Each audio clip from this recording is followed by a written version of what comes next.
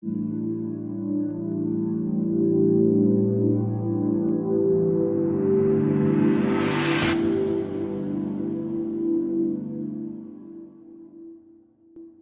diversité génétique et les processus génétiques, c'est également, ce sont les mécanismes qui permettent aux espèces de s'adapter, d'évoluer, de s'adapter aux changements qui ont eu lieu et qui auront lieu dans l'avenir. Comme par exemple, on parle beaucoup maintenant du changement climatique.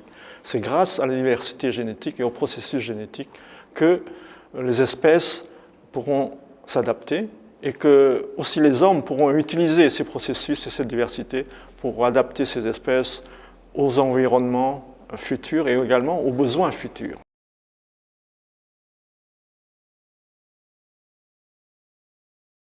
Dans le domaine des forêts, vous avez également un certain nombre d'espèces qui ont été introduites dans des milieux différents et qui parfois se comportent mieux dans les milieux d'introduction que dans leur milieu naturel.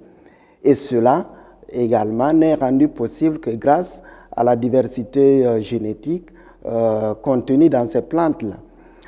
Un exemple bien précis pourrait être par exemple le teck qui vient de l'Asie et qui a été introduite en Afrique et dans un certain nombre de pays en Amérique également et qui se comportent très bien, qui ont été améliorés, sélectionnés pour répondre aux exigences du milieu dans lequel ces espèces-là ont été introduites.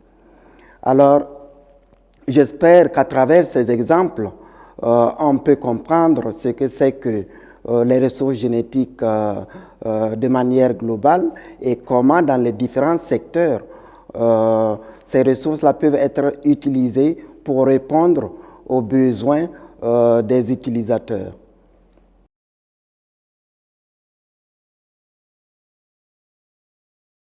Un changement important dans la Commission, c'est l'élargissement de son programme de travail aux autres secteurs, de façon à ce que ce programme de travail inclue d'abord les ressources génétiques animales, puis forestières et aquatiques maintenant, et d'autres secteurs, de façon à ce que le travail de la FAO dans le secteur des ressources génétiques soit vraiment intersectoriel et qu'en fait on puisse aboutir également dans le domaine des ressources génétiques à avoir un travail qui soit peut-être plus que juste l'addition du travail dans les différents secteurs.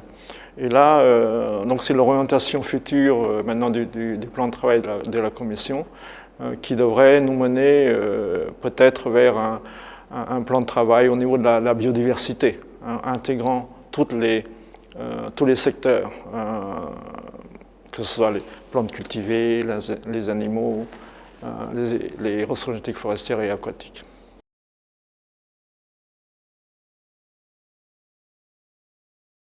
La Commission a travaillé à aider les pays à développer des politiques à même d'appuyer leur capacité de gestion des ressources génétiques dans les différents secteurs.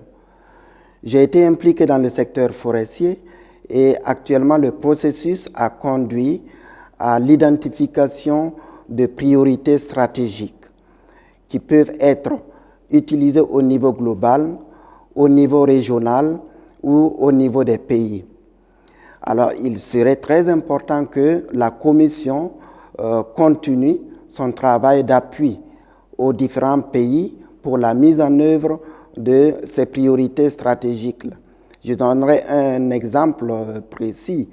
Pour le domaine forestier, l'accès aux ressources génétiques, notamment aux semences de qualité, pour les programmes de reboisement a été identifié comme une des priorités de beaucoup de pays.